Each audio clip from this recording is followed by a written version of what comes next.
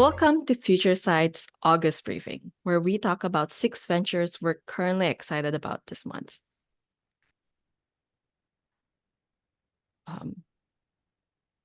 I'm Cindy, and I'm joined today by my colleagues Alan and Asit, and several more, and even one of our entrepreneur in residence today. And we're part of the venture development team at FutureSight, and we're super stoked to share with you opportunities that we've been working on, and hopefully you share our excitement too. Today, we will walk you through 3 sections: a quick intro on FutureSight, a deep dive into one of our process, and then we'll finally talk about the 6 ventures we're currently building. At any time in the presentation, please feel free to send any questions you have in the chat. And let's get to it. So at FutureSight, we co-found and fund vertical B2B AI SaaS companies with values-driven leaders. As your institutional co-founder, we are your co-founding team building it with you from day 0 and in it for the long term. And we do this by applying learnings from 100 plus ideas and businesses into a systematized process from sourcing the ideas, validating the solution, building the team, and funding the companies and onwards. Next, Alan will walk you through one of the steps that we do to ensure we're building the best companies.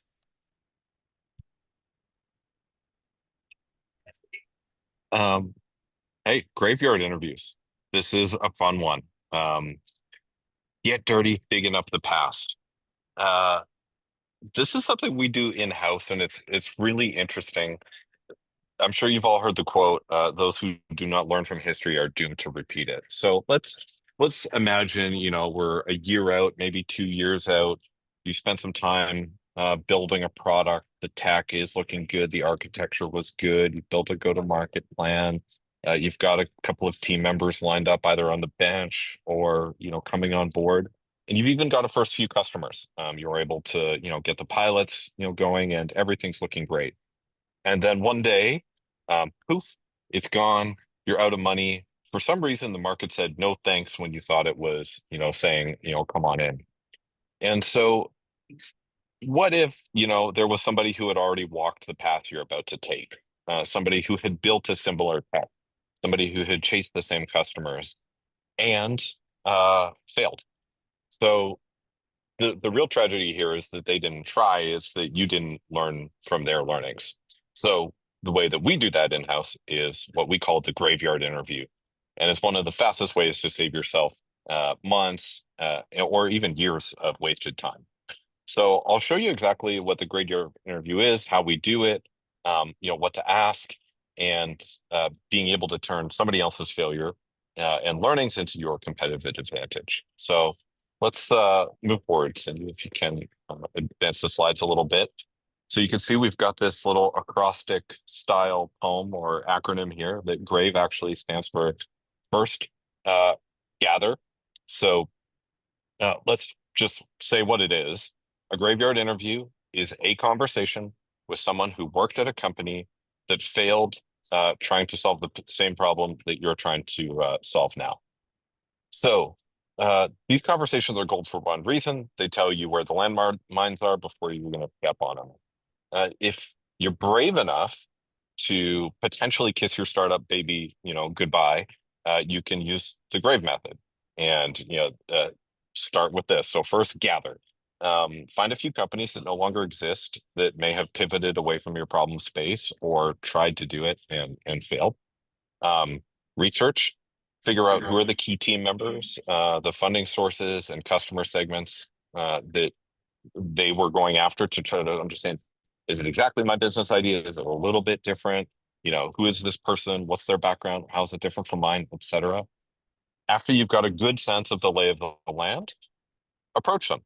Reach out in a way that earns trust and shows respect for their past work.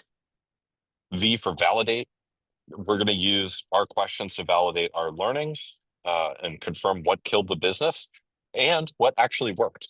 Sometimes you can find out things that were much easier than we thought they were going to be and get surprised by some of the learnings. And when we do this in our validation sprints, we often uncover make or break insights in just a single conversation. So why don't you move forward one more, Cindy? A couple of examples before moving forward. So we did one in healthcare. We were doing a healthcare business. we were working on a transcription product, and we found out that there was a very similar product. We reached out to the founder. We asked them what happened, and he made no bones about it. Like, the big problem for them was customer acquisition costs. They were trying to do something that was very um, B2C. And so the customer acquisition was a big challenge for that value proposition. They just couldn't economically get it to work. Everything else about it, the technology, the rest of the market that they were going into, the context, the value proposition were all very strong. It was just the unit economics didn't work because of the model. So we decided, okay, if we're going to do that, this is kind of an easy decision for us because we're a B2B studio. Let's go ahead and do a B2B2C. So we'll sell it to the clinics, and the clinics will, quote unquote, sell it onwards. And that was a business model change we made as we went forward validating that. It was golden, and the calculations look really solid. So that learning allowed us to steer clear of what looked like good unit economics, but turned out in practice to be much worse. Next slide, Cindy. In retail, we were working with this really great industry veteran founder. She knew everything about retail, really, really deep industry expertise. And we validated a super real problem around pricing and promotion in brick and mortar retail. It felt underserved. All the customers we talked to were like, yeah, nobody's really helping us with this. And, that can be a good thing and a bad thing, right? In this case, we realized, okay, we found one company that had been around, and they'd actually been solving the problem for almost 20 years. We found a longstanding executive. We reached out to him, and he shared that in those 20 years, he didn't feel like they still had product market fit. They were essentially one of those software companies that looked like a software company, but were really doing mostly service. And that was where they were making their money. They validated that there was a problem there, but to be able to solve that problem, they had to do so many services to pull data out of those businesses, integrate with a billion different systems, clean up the data, that it wasn't really economical for them to be able to live with that en masse. So they could work with a few huge customers, and the ongoing services component were the biggest part of their business. They did validate that the problem was real, and they did validate that their technology worked, but the rest of it told us that, you know what, we don't know more than them. We're not even as good at tech as this tech-driven founder. We're going to walk away from this problem and not do it. So it steered us clear of an entire market. Wealth management is a space we're working on, at the moment, and we have been doing back channel interviews on competitors, which is kind of a different kind of interview. But we couldn't find any failed solutions doing what we're trying to do, and so we didn't do any graveyard interviews. This is like 4 months into the project, and just last week or the week before, Iman here on the call noticed that, hey, there's another business out here doing what we were trying to do, and they failed very recently. So we're just scheduling up some graveyard interviews there. This is something where, we're kind of surprised to see it so late. And again, it wasn't even in searching, it was just by looking for something else completely differently. All right, next slide. I'll walk you through how to do this in a little bit more detail. So first piece is, gathering. And so wherever you need to look for this kind of stuff, you can look. It could be Crunchbase, it could be Product Hunt Archive, it could be, there's actually a list called Startup Graveyard. You can filter for your category and find companies that have done something similar. Basically, you just want to try to find if there's a company that did what you're trying to do that no longer exists. Second step, figure out who to talk to. And so usually you can find on LinkedIn, based on the company, is there some ex-founders? Those are the best ones to talk to because they're going to be very honest about what worked and what didn't. If there's any ex-PMs, like product managers or sales leads, both of them can give you great insights into what was working from a product market fit side and how hard was it to actually reach into that market.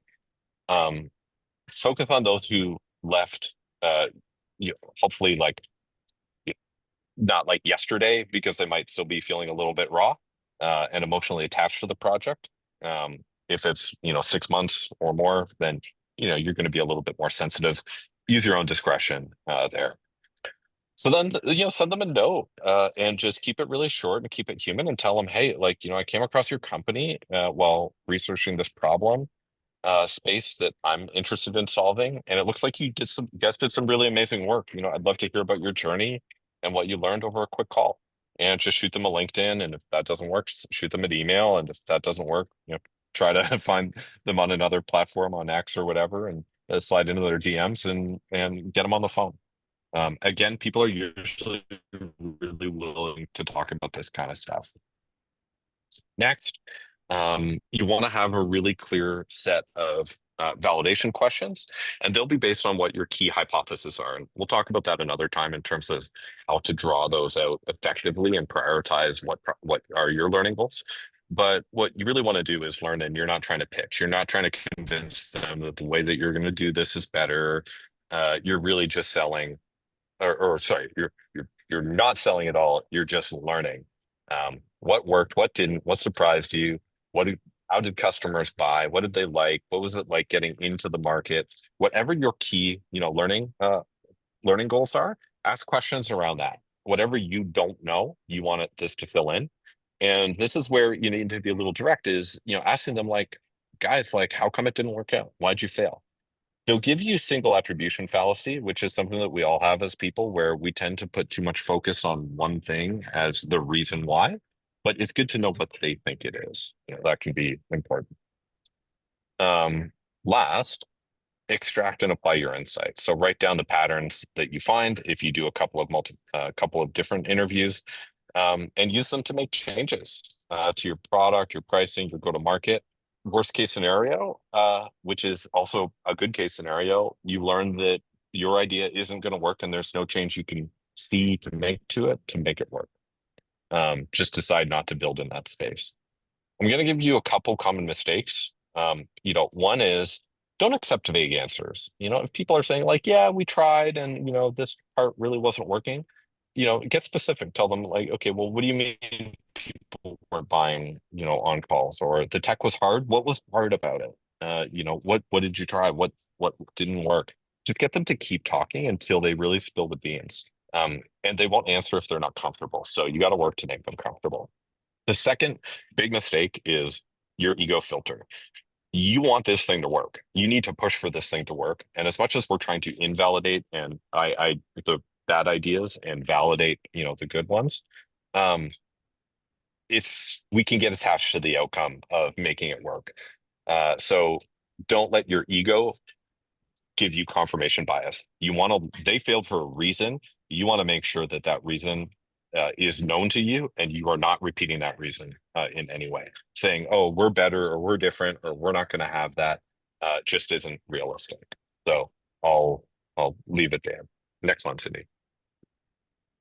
So if you want to try this out, it's really quick. You can do it in an hour. You can probably find someone who's worked on an idea that you may be working on. When it comes time and you're at that step in the process, send one message to a graveyard founder and see what happens. And the big remember here is that we don't learn from experience, we learn from reflection on experience. And the cheapest, fastest experience you have access to when starting a new business is the experience of someone who failed before you.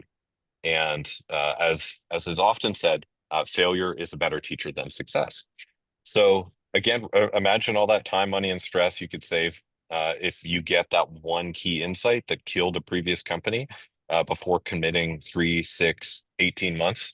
I'm pretty sure we've saved at least $1 million worth of investor money in the last 18 months. We've been doing graveyard interviews. So I'll leave it there.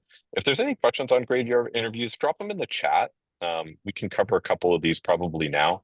It's a very straightforward concept. I don't think there'd be probably way too much to it, but yeah, go ahead, drop them in the chat, and we'll hang here for a minute before jumping into our ideas that we're sharing this week.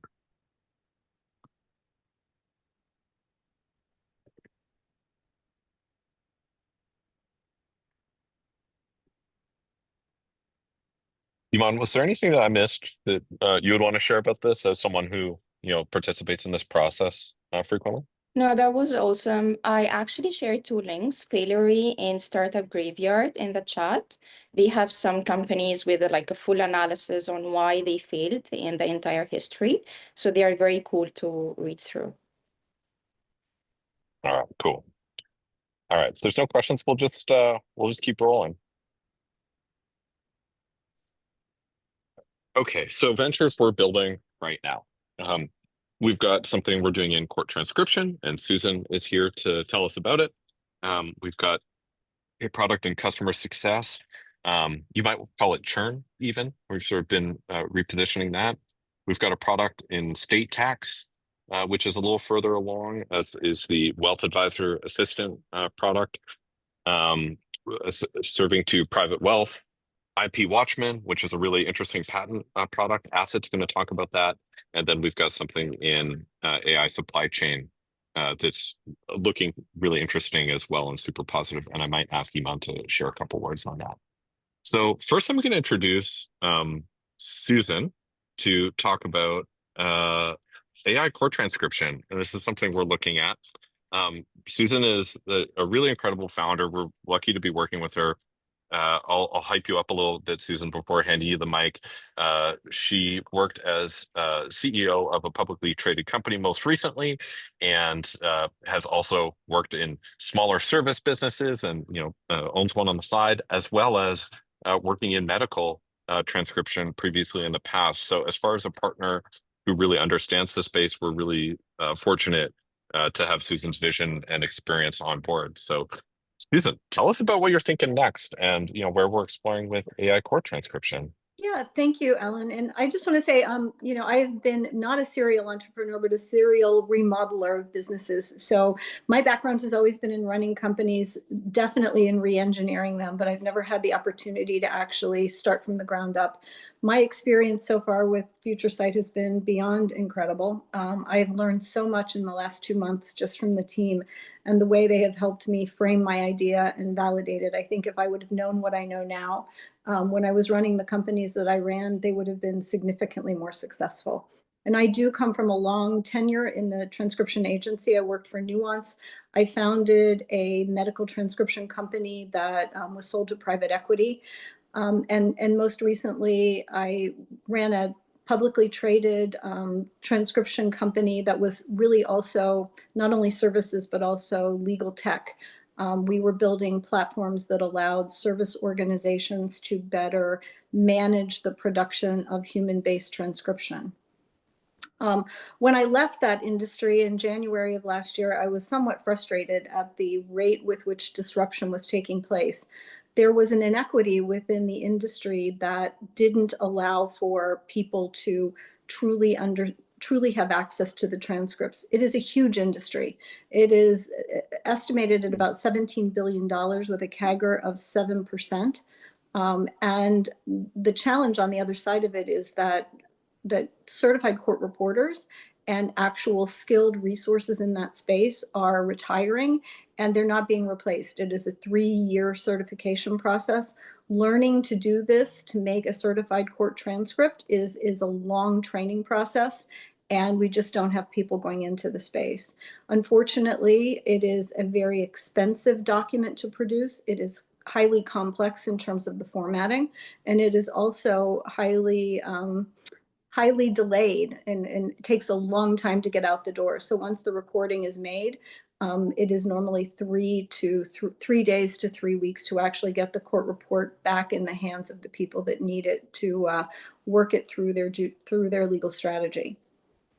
So when I came to the team at FutureSight, we had an idea that, one, it was founded by really trying to solve the problem of giving more people access to the reports. It's estimated that about 85% of the audio recordings that are actually recorded within the courtrooms are never transcribed. And the 15% that are transcribed are, again, very expensive. So they tend to be consumed by larger law firms, large companies that can afford to purchase them. And the goal was, how do we really monetize that 85% of the audio recordings that are never transcribed? So with that, do you want to move on to the next slide? Or is that the only slide we have? I haven't seen the final slides. We might just have this one. Okay, good. So the problem that we've solved, or that we're attempting to solve, is that we want to use an AI agent to be able to capture the audio and turn that into a very usable document that is delivered less expensively, significantly faster, and at a much more reliable rate than what is available in the market, giving a much broader access to the people that need it, whether it is attorneys, whether it is in civil litigation, or whether it is to the court systems directly. And we're in the process of validating the idea right now with law firms and with courts around the world. And hopefully we'll be able to move on to the next stage very soon. Susan, I'll just ask you one or two questions, about the idea and the space. There's obviously some challenges in terms of figuring out, the business model here. Yep. From your experience in the past, what has led you to, this direction of kind of shifting away from the way that these were previously sold to a potentially new model? Very, very interesting question. So if you think about the constituents that will be purchasing this, we really talked a lot about how we would go to market with this. And the concept would be that we would offer the technology to the court systems almost as a free offering, and then sell it to the individual consumers that have the requirement for the report. So a law firm that would need the report would come directly to us. We would have an interface with the court systems, and this would allow the courts to be able to better serve the constituents of the court, giving more access and broader availability of the documentation. Oleg has a question, which is around regulatory and legal implications for a private company to provide such a service. So it's a great question, and the complexity in the United States, actually around the world, and we're right now looking at each market that is English speaking, is that there are a lot of regulations, and there are a lot of rules that both dictate how the report is created, in addition to how the workflow of that report must be managed. For example, in some states, a deposition must be created in a sealed envelope. I think it's important to understand that that's not our target market. We are not looking to sell to the courts a certified court report. We are looking to sell to the law firms and the legal teams the ability to have access to closer to actual in-court activity, so that they have the ability to use that content to build their strategy, and also to give those legal teams the ability to look at the court transcript at the end of the process to determine what their next steps will be, or to look for inconsistencies between the actual deposition and the content from the actual court report. Thank you. Rob has a question, and I'm going to answer this, partially on Susan's behalf, which was, have we looked at some of the other companies out there and listed the names? When we first got together to start working on this idea, we do our, initial research where we look at almost all of these companies were on the list, and about 7 or 8 more. And we'll try to map out, okay, well, what is their value proposition? How are they different from each other? Where is each strong? Where is each weak? How many rounds of funding have they had? What's their revenue? Like, the people who started it, are they from the space? Are they more tech people? They're just generally not from the space. So we do a lot of work on competitive analysis up front. It's one of the first things we do when we go into an industry. And what was so delightful about this process was, each one of these companies I could mention, and Susan would just tell us 10 things about it that we had no idea and didn't come up in our research, which was really nice. So yes, we've looked at it. How are we thinking about accuracy and privacy of data? Accuracy, initially we were like, this is not going to be too much of a problem. We'll just use, some of the key models out there. They're not quite as accurate as a human at the moment, but they're very, very close. what's hard in this space is not it's not like an otter transcript like we would get for this call where you have clear mics on everybody and there's just a one screen that everyone can see as part of it. The transcript is very different, and Susan really taught us a lot about this in terms of it's a different type of document. Maybe someone goes and whispers something to somebody else or moves across the courtroom. Some of that needs to be in there. There's elements of interpretation versus translation, and what were they trying to say versus what did they actually say when there were different languages involved. And there's so many nuances to this particular space, which is why we think it hasn't been completely solved yet today. To be clear, it's not just a tech problem. It is also a business model problem and an ability to enter the market with the sort of new direction that we're looking at to take over a slice that's just currently not sold to. John pulled out a couple of, I love that you're looking up the price per page already, John. Yeah, 7 Canadian. We've heard anywhere between 4 and 10, depending on where you are, what space you're in. Rodrigo, thanks for this. Yeah, you're just calling it out. Managing privacy. Privacy is huge everywhere. Ilya, imagine a foundation model you can develop here. We'll be sitting on top of context fine-tune model and other helper capabilities.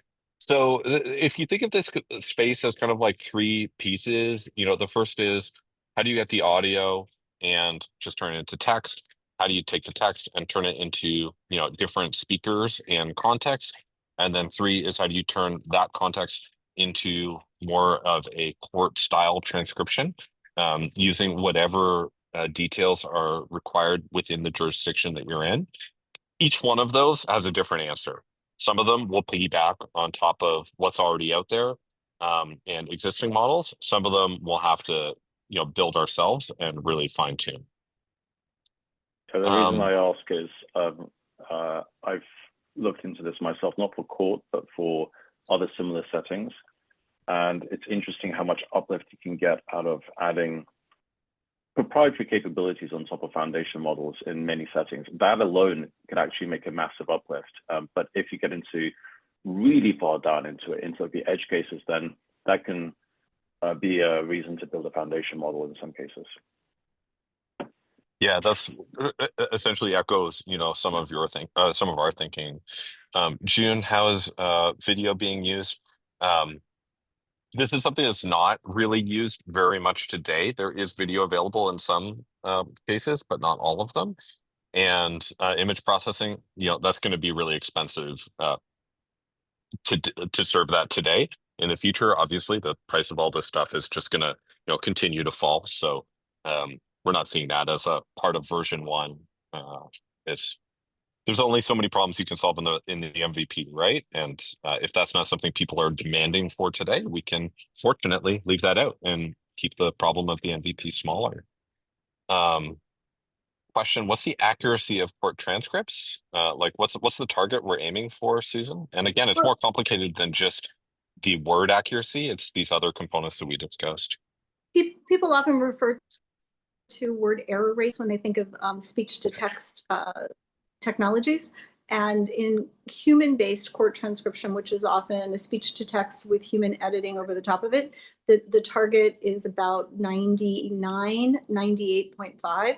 And what we're looking for is something less specific around word error rates. We're looking at the usability of the document. So we're kind of redefining how the accuracy rate will be defined. There are certainly court reporting scoring for editing that we'll use as benchmarks as we evaluate the effectiveness of the technology. But we're really looking to create a usability score that will determine how usable the document is, considering diarization, word error rate, and formatting. Thank you. And diarization, for those who don't know the term, because I didn't, is figuring out whose voice is who and what context belongs to each. There's more questions from Sasha, Arthur, and Ilya, and some thoughts there. We're not going to have time to address them today, but first I just wanted to say, Susan, thanks for coming out and sharing the opportunity. If you are interested in these technical challenges in your CTO, let's talk about this one a little bit later on, or asynchronously. For now, let's move on to the next venture. Thank you, Susan. Okay, so we've got this customer success AI product. Nick Bertolino came on board. We had him here in Toronto just recently. It was really interesting. We had been developing this idea for a few months before. Customer success is a two and a bit $2 billion market, and it's growing very quickly. We're actually positioning this AI powered customer success agent as almost more of like a churn prevention agent. Specifically to identify the big idea here is, okay, so I skipped the problem. The problem is churn. Oftentimes you have way too many customers to be able to economically serve with a human CS team. If the customers are worth $10,000 a year, of course you're going to have a human on that account, and you're going to be able to have like it economically makes sense. The second problem is you may have 20% of your accounts in that space and 80% of your accounts on like a lower tier that you just can't prioritize. What if you could essentially build a CS agent who could run a playbook the same way a human CS agent would run, but actually ingest all of the information about all of those accounts and message all of them in the most effective way and handle both from an if you think of it in terms of like three agents almost, the first agent being identifying, what do we work on? The second one, let's work on that. And third, let's look at all the work that we've done and pull insights, out of that to improve our process overall. So I just, kind of shared a different way of saying the same things that are in the blob of text there. As we get further into it, we're recognizing some really interesting technical challenges, and maybe Asset, you could step in and share some of your thoughts here as you go further. Yeah, for sure. So, again, I'm more on the software side, lifelong engineer, and worked on automation, AI, ML. So technical challenges always get me excited. So in this one, when we initially started looking at the problem, I'm like, oh, this is cool. So we have all the data internal. So what's the problem? Like, let's put the ChatGPTs and Geminis of the world to work, and they will just handle everything for us. And boom, well, that's not how things work. So problem number one, restrict the agent to the knowledge base that is given. So the agents have been trained on the whole internet, so they know a lot more than what you want them to respond to, and you want them to get restricted to that. How do you do that? How do you tell them do not answer things that you don't know? Do not tell the customers what you are not scoped out to do. So that's problem number one. And second is, how do you tell the agents to make a decision to hand it over to a human? So of course, we are not getting rid of the CSM teams. They are awesome. That's the human touch that we need. But when do we make the problem statement to move away from augmentation and expanding the capacity, and problem to expand it in the horizontal way towards more customers? So all the tools that are currently in the market, they primarily focus on if you are able to service, let's say, 200 customers out of your 2,000 customer base, they will primarily focus on how do you service those 200 customers even better. They do not focus on expanding that 200 to, let's say, 500. So that is where the next problem is, that how do you augment the customer service team to say that, okay, you have been looking at these accounts, but probably look at this account which you have not looked at, and this is what you need to do next. So we do have tool callings, but how do you embed a function which is human calling into the loop? And the last problem, which is a problem with all agents in today's world, is integrations. And especially with customer success agent, the problem is that there are n number of customer success tools that are there. Your data is spread out into your payment systems, invoice systems. Your customer data is somewhere else. Your telemetry and your matrices of usage of your tool is somewhere else. So integration again becomes a bigger challenge. So putting all of these things together, so this opportunity is trying to push what traditional definition of AI agents today can do and are being used for. So that is where it gets really exciting for me, and I'm really hyped up to work on this. Alan, how did I do? It's all above my pay grade, dude, from a technological perspective. So I'm gonna let someone else, say how you did. You All got score right. assets performance in the chat. Did he nail it or All not nail it right. in terms of Yeah. selling you on the technological awesomeness or challenge of the project? There's a few questions. First from Samantha, what industry are we targeting? Great question. We originally went in not wanting to do software because like software companies, like selling to software companies just feels like, I don't know, like rappers rapping about rapping. Like it's kind of like incestuous in a way. We're like, there's got to be another market here that's more exciting. And as we did outreach to a whole bunch of different ones, we just found that they were the most interesting to chat. And there's a lot of reasons on why that. I won't go into them all right now, but I was convinced by the data that we should be in software. The size of the software company is actually more interesting than the volume. The bigger the company, the harder it is to integrate with all of their stuff. If they're too small, they don't actually get the benefit of the AI agent. So there is kind of like a sweet spot that we're aiming for the pilots there that Nick's currently selling. There's a few questions around more unit Alan, economics. Yep. I would Sorry, add Asik, go ahead. there, Nick himself built pipeline CRM, so he himself had that problem. So he had a customer base of 3,000 customers, and he himself saw that problem live, that he's not able to service most of them, and that is what got him hooked to the idea as well. Yeah. I was actually chatting with a CS coach, and he was saying that, he walks SaaS founders through it. And essentially there's two kinds of SaaS founders. Those who realize that retention is one of the most important things that levers you have to pull on, especially like at a certain like point in the company's growth trajectory. And two is the ones who don't know that yet and will know that very soon and learn that lesson the hard way.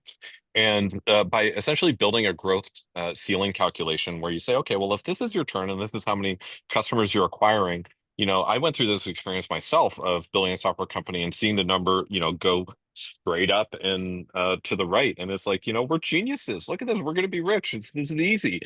And then at some point in time, the curve starts to come down, and then it starts to almost flatten out. And the reason for that is churn. And I learned that lesson a little late, and it cost me, a year and a half of, getting it fixed, which I wish I would have learned earlier. So I was in group number 2 before getting into group number 1. There's other questions here around exactly the current cost to provide customer success to a typical company, and what the savings are using AI. You can run the math on this. I won't share it exactly because I'll be, spouting it offhand. But if you look at the cost of running like a human CS agent, the number of accounts and the number of accounts they can service, and your own particular unit economics of churn is, if they're able to, take care of 50% of churn, 50% of churn is avoidable, and let's say 50% is not. And of that number of accounts, you're going to be able to cut churn in half, then you can kind of run the number on it. Then you say, okay, well, how many other accounts are that we just couldn't reach? As you start to grow, like as a CS team, reaches 10, 20, 30 people, it becomes very challenging to reach out to those other accounts. And the section of high paid accounts versus low paid accounts, they tend to grow disproportionately. And the amount of money that you're leaving on the table with the lower paid accounts, even though the churn, like saving a single account there is not worth that much, in aggregate, there's so much. It's just there's so many accounts that a single CS agent can't actually address them all. So the economics on a paid account or like a high paid account it would be great if you could make it work, but we're not expecting to reach the same level of quality as a human CS agent, right away. And there's a few other questions here, but I'll move on to the next venture because we've got 4 more to get through today. But thanks for the lively conversation around this idea. It's just fun to talk about the ideas and the opportunities, right? Okay, so state tax automation. So we're working with Lisa Oman on this. She's amazing. She previously ran a company called, and when I say she ran it, there were founders who owned the company, but she was essentially COO and running the business with some largely disengaged founders. And so I would call her acting CEO or interim CEO, even though her actual job title was COO. She was running Unbounce, and before that, Uber Suggest. And before that, she had actually founded a lending platform, B2B lending platform, really interesting business, was able to exit it within, I think, 2.5 years. So a nice quick turnaround and a hit. And previously before that at, I'm forgetting the name of the company, Active Network. Active Network, and has experience all across the product management and the rest of the stuff. I'll sort of leave it there and talk about the opportunity. We're really excited to work with Lisa.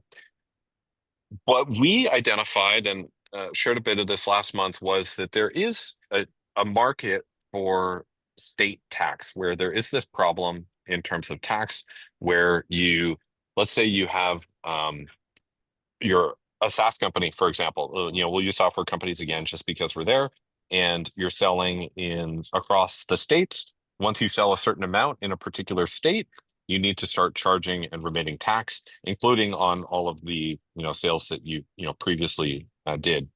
This is a huge job, and there's many tools that help with the collection and calculation of the tax, and there's very few that help with the post-filing workflow, which is actually, as we learned, kind of significant.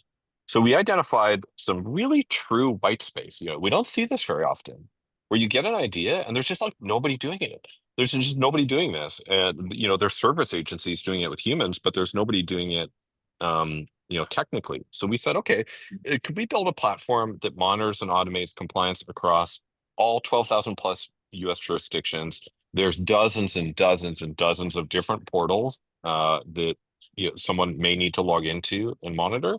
And could we prevent audit risk on each one of these, as well as reducing the actual manual work on this? Because it's all admins who are essentially logging into platforms, looking for something, saying if they found it or not, logging out and logging into the next platform. It's pretty silly.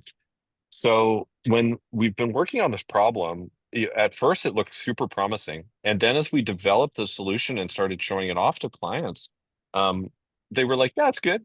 And they were like, you want to buy it? They're like, I kind of want to buy it, but I actually just don't know how big a problem this is. And so we're kind of on the verge of killing this idea right now. We found a problem that nobody's solving, and there's no workflow after it that isn't a red ocean, and there's no workflow before it directly that isn't a red ocean. And so we're searching for adjacent workflow that we can package as one cohesive product, and so that it all makes sense, but we haven't really found it yet. So the playbook of finding an unserved problem really worked here. The initial size of the problem looked good, and as we got closer to it, it's just not working. So it's really interesting to see that, and always a little sad to kill an idea, but this one may hit that. So Lisa's been really aggressive in making sure that we're swinging for a big enough win here, and that's what venture scale businesses are all about. No doubt this could be a micro SaaS opportunity. It's just that's not what we built here, so it might not be an opportunity for us. If you're trying to build a micro SaaS and we kill this thing, reach out to me and I'll share everything we got on it, for you after on another call. All right, let's keep rolling. I'm gonna jump to the next one. Yeah, Rodrigo, you would think that they would love it, and we're actually thinking of doing a quick flip of saying, okay, well, let's solve this and then sell it to one of those guys. But it's just not really our mandate. That's not what we build here. Okay, the Wealth Advisor Assistant. This is another big project that we've been picking away at. I mentioned it earlier on in terms of a graveyard interview. This is a big market, $6 billion. It's growing really well, 14% CAGR. There's so many reasons why, wealth advisors can't do the work they need to do, but essentially they spend all their time in meetings and have very little time to prep and do the work for the meetings. So rather than, personalized proactive advice, clients tend to get reactive, impersonal, or barely personal advice. The space that we found here, and initially we looked at a few different pieces. We looked at verticalized note takers. We looked at planning tools. We found something really interesting, which was this idea of advice engagement. There's a few tools here, but not very many. Looks early, couldn't have been done a few years ago. LLMs are able to make use of disparate data. You can essentially read everything you need to be able to read to be able to give the advice that they just don't have time to do right now. So the Wealth Advisor Assistant is a really great product. Currently looking for the CEO and CTO on this project, but I think we have a CTO who's probably gonna jump in on this and start hacking away at it to address some of the potential risks with the technology first. The main insight here is if we could sell something that guaranteed every family under management was getting the best possible piece of planning advice at that point in time, based on everything the client knew, and that could be managing their socials, like watching the markets, reading through piles of insurance and trust and holdco and operating company documents. That's really worth a lot. It's worth a lot more than recording a meeting and providing notes from it. So tying together those data sources and providing that advice is the core value proposition of this product. And it's been very, very well received. We've done, over 50, probably getting close to 60 interviews and solution presentations in the space. A couple questions. Who just folded in this space? Oh, Iman, you would have to call it, or Iman, if you could call it the company in the chat that folded that we're going to be talking to. The wealth advisor is different than family offices. So family offices are much higher assets under management. A family office would be serving, a few clients within that space. However, it's very complex, and each family office is very different. Essentially, that's the value proposition of a family office. I want my money managed in my way. I want to be going after the spaces that I want to go after. And while there is, practice management tools per family office, we didn't see a way to do something significantly different there. Question on, so the wealth advisor is, we're aiming more at the, smaller market of private wealth, not at that, ultra high net worth level. They're still going to want more human touch. This is a assistant for the human. The human's not going to go away in this market, as we've seen. Question from Arthur. Wealth advisor, how does it get all the data as a consumer? You don't want to re-enter all of your information. Absolutely not, and have it reinterpreted. Basically, there's usually a CRM. There's some sort of data, like document repository. Those are the two main sources of customer data, and then all of the additional data. We want to be, scraping the news and scraping the customer social feeds. A lot of the time, wealth advisors will find out late that, somebody's going to college, or somebody's getting married, or somebody bought a car when they weren't supposed to buy a car, right? Like, these are stories we've heard that, of reasons why they would want to monitor their client socials, to just know their life and to be able to provide better advice. Dan had built a couple versions of this. Would love that. Thanks, Dan. And why did we choose to build an assistant for wealth advisor instead of building an AI wealth advisor that replaces the human? Companies like Wealthsimple and there's Wealthfront in the US, they're trying to do that. our strategy is let's work with the people who are doing this really well today to learn the playbook, and then make it work for them, have them train it to make it better, and then deploy it to a potentially larger market later on.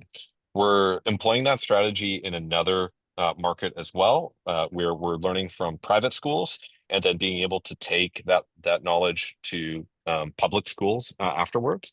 And so the problem of going to full automation is just so much harder than starting with partial automation. That this is the path we took, and that they're willing to buy it. They don't feel threatened by AI, and this is a space where it seems like the customer base, if you're between 45 and 75, which makes up a large portion of most private wealth practices, they're not super excited to just drop their advisor in favor of an AI. They still want to have kind of like one throat to choke, as it were, when things go wrong. There you go, Joshua. You nailed it. AI won't replace you, but an advisor using AI will. Love the thread. We are using that constantly around here as well. All right. Thank you, guys. Let's move on to the next one. And Rodrigo, thanks for the share in terms of where to look there.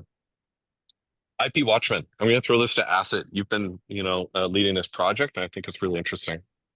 All right, thank you. All right. So in this idea, we have been looking at the IP space. And when we started looking at it, we found really interesting things. So I'll come back to the numbers on the screen, but when we started looking at this, we discovered, okay, there's patents, there are trademarks, there are copyrights, and how are they distributed and all of those things.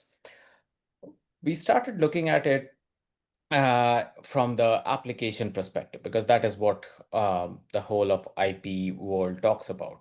How do we apply? Where is the how much is the cost, and all of the proceedings and requirements and checklists and all.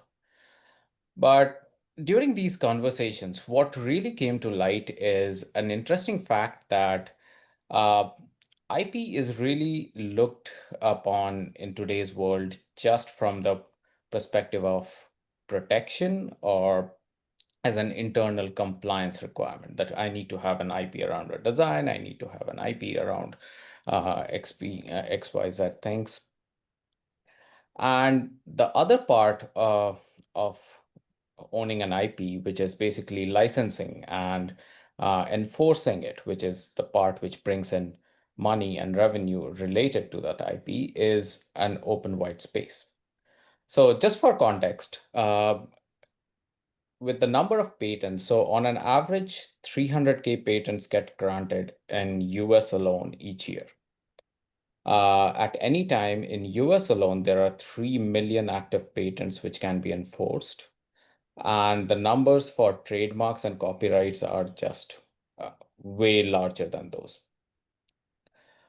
So with those numbers, when we started to look at these things, what we realized is there is an open market on the other side of IP application, which is in the monitoring segment, and that is what got us excited.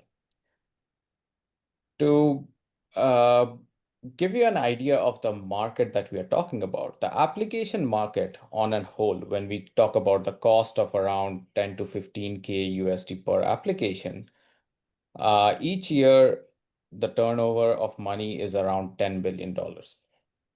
But when we looked at the other side, which is around litigation, monitoring, enforcing it, pursuing what needs to be protected, is currently around $20 billion. And that is just with 5% of the people deciding to pursue an infringement that they have detected. That part is majorly what the insights came from our discussions with different law firms, patent holders, and area and experts in this area. Comes down to the fact that monitoring is not an active practice in most businesses.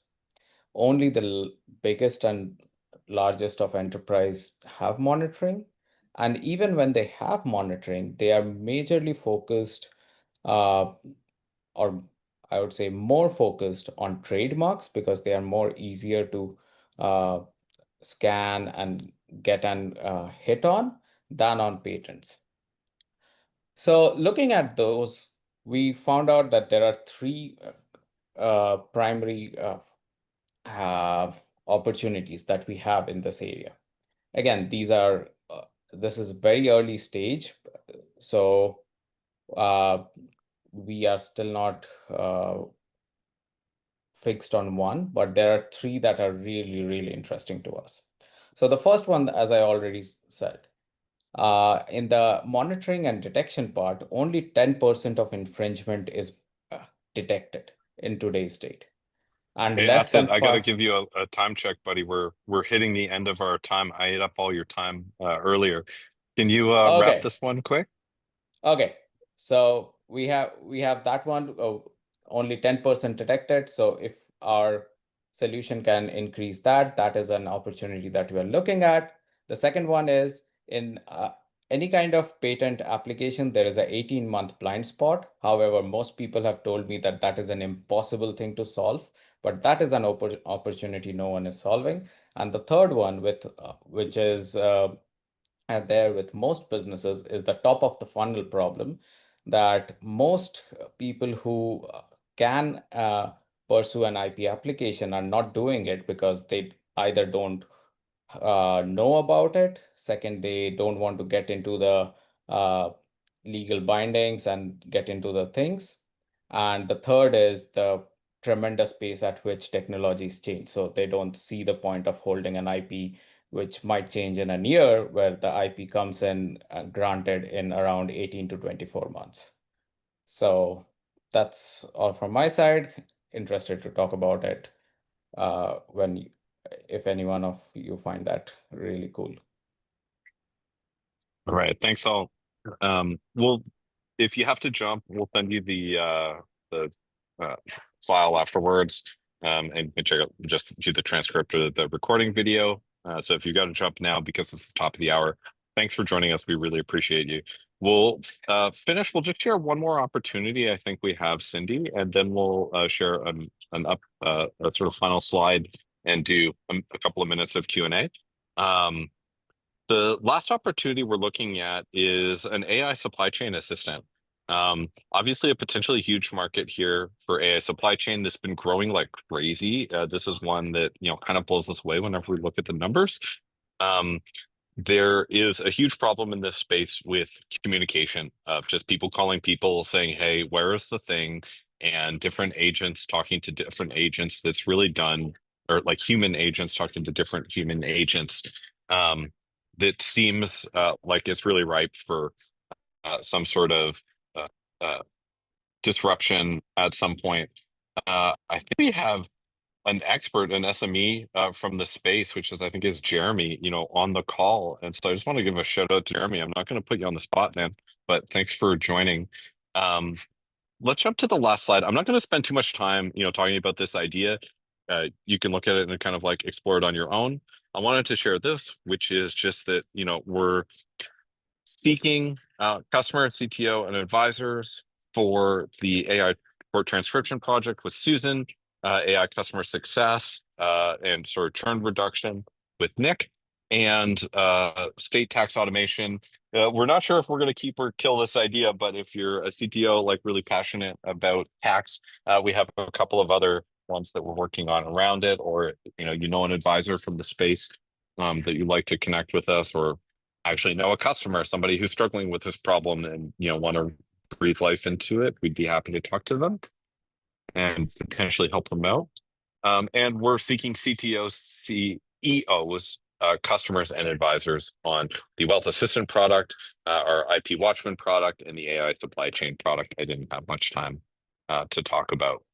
So we'll leave it there. We'll take a few minutes for Q&A if people want to drop a chat in, or if you just want to pipe up and share something at the end of the call. Let's open it for 5 minutes of that before we shut her down for the day.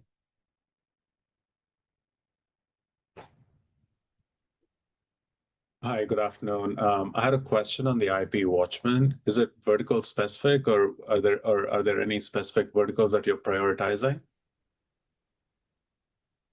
Nope. At this moment, it is pretty much open. We do not have a specific vertical. Of course, patents as a IP vertical looks more interesting than the other two. But yeah, it's open. Got it. I meant more alongside industries, and I asked this just given a background in running or supporting IP litigation in semiconductors. It's near impossible to detect infringement until you've Yes. actually done the microscope studies and things. So I was just curious if there are specific industries that you started with, and then how you're thinking about expanding it. No, and that's very true that when we talk to the law firms and how they operate in the patent space, they are very industry specific. But when we are thinking about the tool, we are thinking about more of an, again, augmentation tool to the law firms. So we do not want to be industry experts on a particular industry, as in like semiconductors or something, but we want to augment their workflows to make them 10x more effective in what they do. I see.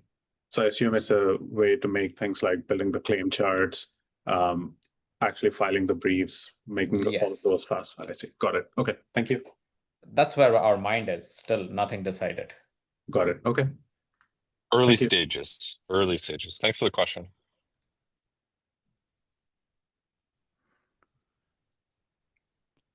So I guess I'll follow up online. You have, I mean, I like the work that you guys are doing. So even on the playing around with all of this seems pretty cool. So I will follow up offline. Thank you, Rodrigo. Appreciate that, man. Look forward to chatting with you. Sorry, I just want to jump in. The AI supply chain assistant. Can you kind of walk me through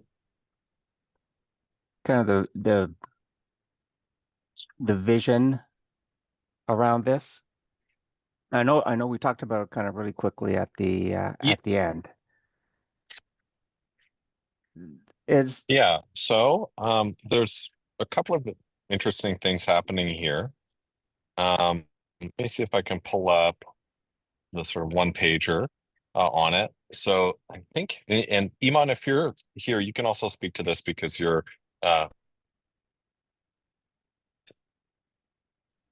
closer to the first few customer calls that we've had. But here, I'm going to read you the unit of freight communications, calls, emails, texts overwhelm logistics teams, resulting in missed updates, regulatory penalties, and poor scalability. Human staff can't keep pace with the growing volumes that create inefficiency in a low margin, high pressure environment of supply chain. And so the evidence here that we've seen is, supply chain and broker teams face OTIF, that's on time in full penalties, if anything goes wrong. Usually it's due to communication bottlenecks and missed updates.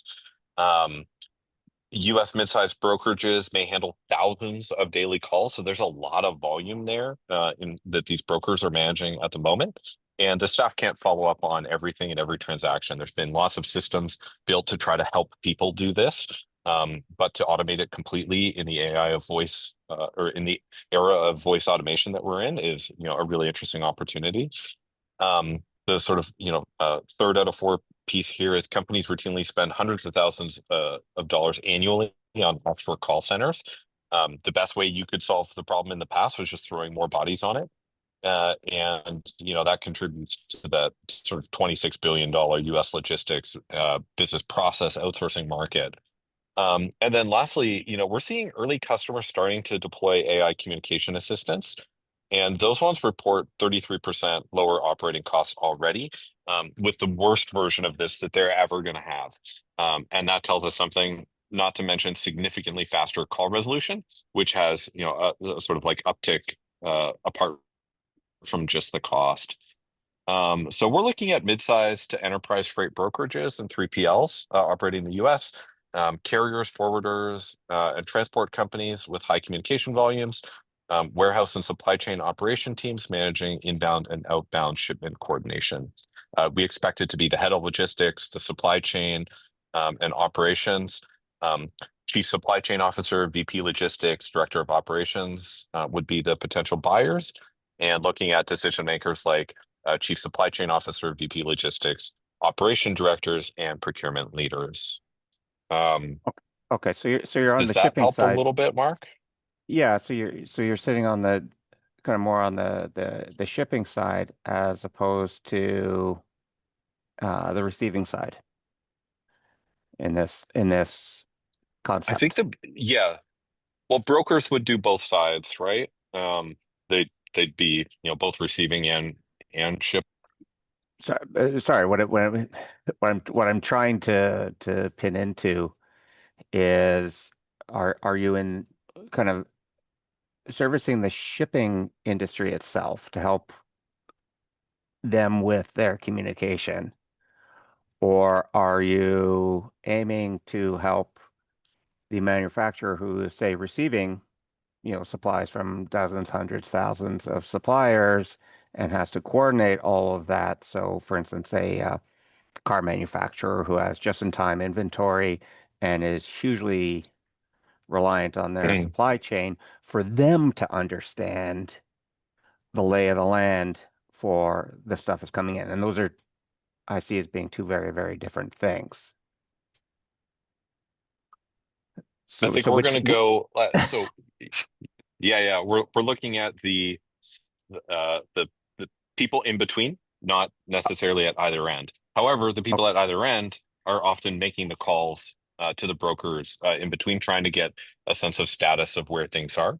And a voice agent would hopefully be able to perform better than a human agent for some of the reasons that we know, in terms of always on, immediate access to all of the data, unlimited bandwidth to be able to take multiple calls, etc. So the volume, accuracy, and and since a lot of it is simple theoretically in terms of checking where something is, it's about getting access to those data feeds and systems to be able to find shipment data. Essentially is going to be one of the challenges here, but very early days. I don't claim to know this space as well as some of the other ones that we've worked on. I was gonna say I'm not a huge expert at all in logistics, but I've done I guess enough in that area back in the day to know that it is a ridiculously complex problem. It is an incredibly expensive problem, and I would say that the expense of the problem far dwarfs the $26 billion that you're talking about, because let's say you are Ford, and suddenly the guy who's producing your PC boards for your or actually better, GM, and the fellow who's producing the chip for your car has run into a problem, and suddenly you can't produce any vehicles because one freaking little chip is kind of got you stuck. Yeah. Your $26 billion is going to get chewed up in about a week. Right. Yeah, the costs on either end of the direct market, far outweigh the actual costs that this market is paying. I totally follow you there. It would be. Hey, everyone, we've got to drop off. We're past our time. So I want to thank everybody for coming. I'll call out Mark. Thanks for engaging. Justin, Javid, Jeremy, John, Mark, Oleg, Priyesh, Rodrigo, Sean, and Susan, who are still here, and all the folks who were here well before that. The group got a little smaller as we went past 1, but that's to be expected. Thanks to everyone for sticking around and joining us this month. Again, reach out if you can see what we're seeking there. If you think that's you or something you're interested in continuing the conversation on, let's talk about it. And you've got either Cindy's email or mine's probably in here somewhere, but there should be a way to reach out. She'll follow up via the event invite that you guys were all on. Thanks, everyone. Thank you.